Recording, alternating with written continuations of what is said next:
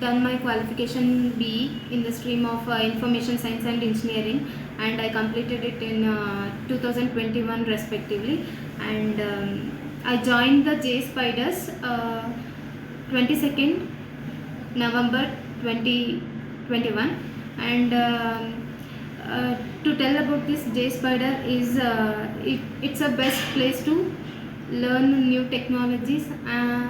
As a fresher, I joined here as a MERN stack developer, and I got placed through this platform. And the faculties and trainers are very good, friendly, and they taught me how to survive in with the help of technology, how to survive in the IT industry. And I gained more knowledge about new technologies, and they were very supportive.